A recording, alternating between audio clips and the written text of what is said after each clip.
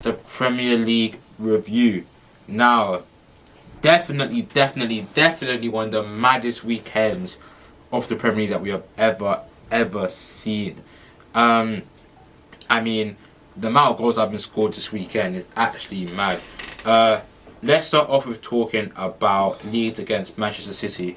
Now, Leeds against Manchester City, the game finished 1-1, and Matthew just disconnected. I don't know what happened there. Yeah, just disconnected. So yeah, we'll start off with talking about Leeds against Manchester City. So I said Man United against Man City, 1-1, and Man City just, I don't know. I don't want to say they can't buy a win, but they've played 3, won 1, drawn 1, lost 1. Cost me a few points in the Predictors league, but we'll get on to that a bit later. Yeah, what do you think about this game? Did you watch? I'm sure you watched it. Yeah. Yeah, I was all my I was watching this game. I was continuously getting onto Sterling. You know, Great dive. yeah, it's just him. He played bad. Like, this guy was 1-on-1, could have shot, didn't, ran straight into the goalkeeper. He did score good. He did score a good goal though. Yeah, but like, he scored a goal to get a draw. Like, it seems like he needs to be getting 3 points all the time. And to be fair, like, Leeds, they had lots of chances. In my opinion, Leeds could have won the game. In my opinion, Leeds should have won. And that is worrying when you're a team that spent as much money as City, and a team that just came up like Leeds, they should have won the game. It's not a good look. It's really not a good look. Exactly. And I just feel like I don't really know what's wrong with the City team. I really don't know what's wrong with them because there's no striker. That's the issue. There's no striker. There's no balance in the team. Yeah, but Sterling can play up front though. But he's not a good striker. He's alright. He got like what, 14, 15 goals last season. But a winger. He never played striker. I don't think he's a striker. He's not a striker. In fact, there was a time a few years ago when City had a striker crisis like this as well. I think I remember James Milner started up top at striker. Yeah, this was a few years back. What if they tried playing? I remember against Real Madrid in the Champions League, they kind of played like De Bruyne as a bit of like a false 9. Can't play De Bruyne there. De Bruyne is their creative player. You can't have your creative player at the top end of the pitch. They've got Phil Foden who can create. You could play someone like Mahrez or Bernardo Silva in the midfield. They can create. Okay, if it's Bernardo Silva, then yeah, you could play. I'd play Bernardo as a false 9 centre forward, and I wouldn't put De Bruyne at that centre forward, in my opinion. I feel like that there is ways around this which City just haven't really been able to find.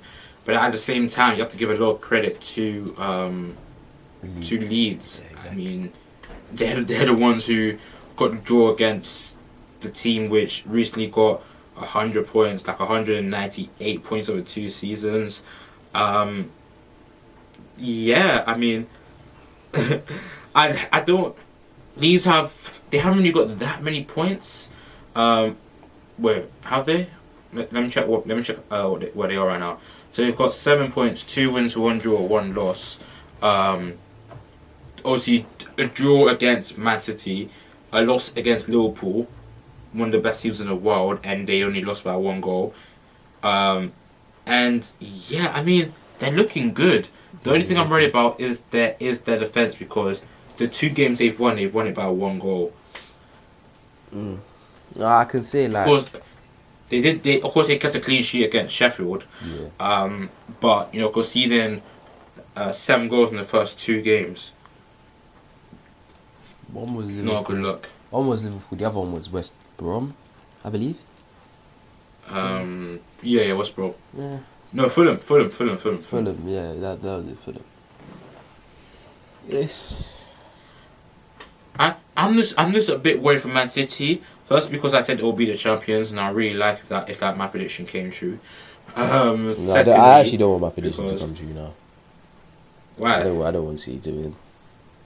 Who do you want to win the league? I don't know. Chelsea, ideally, but if not, I have no idea. Let's be real, Chelsea. Like this season, Chelsea winning it will take a miracle. Um, but yeah, I mean, I just think that something's going on with City. Maybe because Pep lost his mother recently due to Corona. So maybe like just psychologically he's not there. Maybe the players are just like tired. Maybe like because they don't have their leader anymore in company. Something's gone on in that club that we haven't seen that is causing this like downturn in form. Yeah, cool. Because we spent a lot of time on the transfer section, we'll just talk about two more games. And what other two games we talk about apart from Manchester United against Tottenham? Now, should we take like a moment of silence for Man United? Just a brief moment of silence for Man United. So obviously Man United start the game the way that like how else Man United start a game apart from getting a penalty. Get a penalty in the first 2 minutes, score it. It was a penalty, so like you can't really get onto them. At least this one was actually within the 90 minutes. So they get a penalty, and then like Spurs just opened the floodgates, winning the game 6-1. Should there have been a red card for Martial? No, it should have been two. It should be yellow card for Martial, yellow card for Lamela, and the game just goes on. Yellow? Yeah, there should have been double yellow. Valid conduct. Isn't that straight red for both of them? No, these things happen in the game all the time. It's a physical game. They get agitated. Like I've seen it happen before. Like there's been outbreaks of like a little bit of, you know. Yeah, but there's a difference between like bumping into someone and raising your hand. Yeah, but Lamela went that. Oh. Yeah, you see, imagine how Martial felt. Like it's the fact. It's the fact that. Are you right? Yeah. Oh. It's the fact that they raised their hands to like try and hurt other person. Got a bit of a tickle. The fact they raised their hands to try and hurt other person. It's not like it was like a little bump or a little elbow like to your arm. The hand was raised and they hit other person. I think if one of them gets a red, other person should get a red. Yeah, exactly. I think Lamela was very lucky to stay. Lamela was very lucky to stay on the pitch. I'm not going to lie. That's what I'm saying. But yeah, like it just went downfield. How poor are Man United? Like Luke Shaw, poor. Bailly, very poor. Maguire, very poor. I mean, you can just go through that whole team. I felt like there was no real leader. It was 2-1 after 7 minutes. Like, who was on the pitch to say, lads, like, I'm not gonna lie, we're playing trash right now. Let's pattern up. Let's like just get the next goal. You know, there was no one that really trying to get the game and like, yeah. You know what I mean? It's like they lack real leadership, and there's just something like deeply wrong with this Man United team. Like it goes from the board, like all the way down to the pitch. Yeah, like I said, I feel like they needed a lot more players. You know, and they obviously haven't done that, and they're feeling it at the moment. It's hurting. Yeah. Especially the 6-1 as well against one of their main rivals, Tottenham. Mourinho was loving it though. See where he was at 6-1, where he was smiling on the bench. He was loving life. But yeah, I feel like is this the last straw for Oli? Because obviously losing 6-1, he hasn't really made that many signings. Of course, that's really more down to like the board because they're the one who were like just dilly-dallying with Sancho. I'd say give him to the end of November. See what things are like. So realistically, what will have to happen for Oli to get sacked? Because I'm not gonna lie, I would love to see Oli stay in the job because I know that it means that Man United won't be as good as they can be. With this team, Man United should be a lot better. Yeah. But because of Ole, like I know they won't be, and that makes me very happy. So like what realistically needs to happen for Ole to get sacked? Just continue on the run that they're going on now. Let me just say the team that they have coming up. So they have, after international break, they have Newcastle, then they have PSG, then they have Chelsea, then RB Leipzig, then Arsenal, then Istanbul, in the Champions League, then Everton. Like, these next few run of games, the next 1, 2, 3, 4, 5, 6 games. PSG, Chelsea, Leipzig, Arsenal, Istanbul, whatever, Everton. I'm not going to lie, I see them winning 1 out of these 6 games, and that's against Istanbul. Like, the way they're playing now, I don't know. I feel like it's not promising. It's really not, and if it kind of feels like if they don't get a lucky refereeing decision, then they just won't win the game. Against Palace, poor. Against Brighton, should not have come out of the game with a single point. Against Spurs, got hammered. Making Spurs look like they're one of the best teams in the league. It was so bad. It was so bad. Yeah. But then so realistically, some people were saying that United give them 2 years and they win the league. Are they still 2-3 years away from winning the league, or is this just like, again, that highlights a lot of the issues? Because like they have this a lot. They go on a decent run.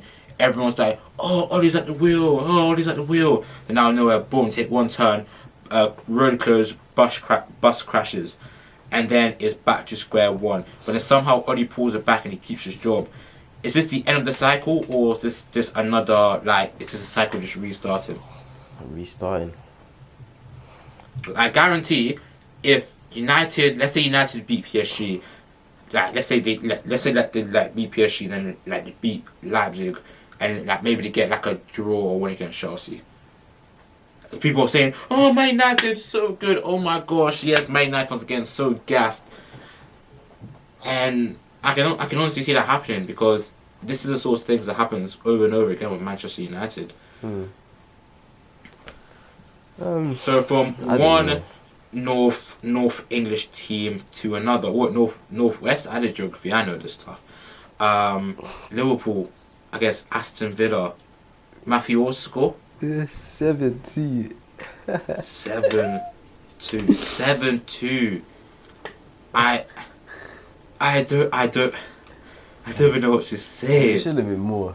The score wasn't even. It really should have. It should have been over 10, to be honest. Ollie Watkins hat-trick, Jack Grealish getting 2 goals, McGinn and Barkley getting the other 2 against the the champions. They had 30% possession and they scored 7 goals. I don't even know what happened. It just seemed like Liverpool were falling apart. Like, they conceded a goal every 10 minutes. Jeez. I don't even want to analyse this game. It's just poor. Wait, did you just swear? No. Okay, cool. I don't want to analyse this game. I just want to say that Liverpool were poor. Like, Villa gonna win the league. Like, that's what I really want to say about this game. Because what can you say? It's like Liverpool just like. It's like they weren't Liverpool in this game. It just wasn't like. It got to a point and where I think like, it shows. Yeah. Like this highline thing. Liverpool, they tried to play offside. It just didn't work. Kept getting caught out, and they still tried to do it. Conceded again and again and again. Trent played bad. Gomez played bad. Van Dijk looked average. Robertson, I don't even know what he was doing. The midfield. Adrian is just a whole nother story. Remember when people were saying that he was actually good? I saw it last season when Alisson was out. I'm telling you, Super Cup final for Tammy Abraham's penalty, he stepped off the line. I promise you, he stepped off the line. He did. I promise you. But it's just poor. Like, I didn't even know Ronaldo was on the pitch. Do you know how I found out Ronaldo was playing? I was on How? TikTok like 2 days late to. I think it was Monday. I was on TikTok and they showed me a clip of the game, and I'm just looking at Liverpool players and I see number 5 and I'm like, wait, Ronaldo was on the pitch. I didn't even know he was playing. Like, honestly. Yeah, he was poor. Who else was in that midfield? Wait, who was it? Fabinho and Naby Keita. Keita was playing. Yeah. Oh my days. That's how bad the performance was. I don't even know he was on the pitch. Oh, this is dreadful. Klopp was there on the sideline laughing. Yeah, I mean, what else can you do? Like, like at that point, he knew it was curtains. Like, he was just like, yo, I'ma just smile. Like, you know that meme, smile and wave, boy, just smile and wave. That's literally all he was doing at that point. Like, yeah, it was just dreadful. Like, are Liverpool too one-dimensional? Because it seems like if you can break past their first press, who Mane is like quite crucial for. Obviously, he wasn't in because of Corona. We'll have a little bit of a debate about that later. Like, it seems like once you get past their press and once you get to their defense, because they play such a high line, if you can find a ball in behind, then like you can exploit them. So, do you think they're too one-dimensional? Yep. They are. It's like before. But they're the champions, so how can the champions be one-dimensional? I don't know, they just thought. It was like last season, how you see when Firmino wasn't in the side and it was just Salah and Mane. They didn't look the same team, and without Mane, they look a completely different team. I feel like if that front three not complete, they just look like a whole different team. Yeah, although Jota is good, like, he's not Mane. And we did say, of course, we said that they need to sign depth, but it's a really really tough one. It's just but I mean all credit to Aston Villa, like, to score 7 goals against Liverpool. No matter like how good or bad they are, they still put 7 goals past them, and it was just such a poor performance. So like, how can Villa kick on from this? Because obviously, top of the league, no, second place in the league. Sorry, second place. Got maximum points that they can get. 11 goals scored, 2 conceded. Of course, you know a lot of those goals did come out of this one game, but you know, they've made good signs. Like we said, Ollie Watkins, Martinez, Barkley. They kept Grealish. Like, is this a mid-table season for Aston Villa? Yeah, it definitely is. I feel like they probably look like one of the best midfield teams outside the top 7 or 8. They probably look like one of the best at the moment. They said like one of the best midfielders outside the top 7 or 8. Yeah.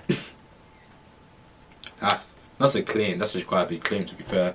But like the way it started, I don't think they're better than Leeds. But that will be a good game though. Leeds Aston Villa. Yeah, Leeds Villa. When is that? I'm not gonna. I haven't looked at any of the upcoming games. Yeah, that's gonna be an interesting game. Leeds Villa. Yeah, I don't think that's for a while. Oh my gosh, it's in 2 weeks.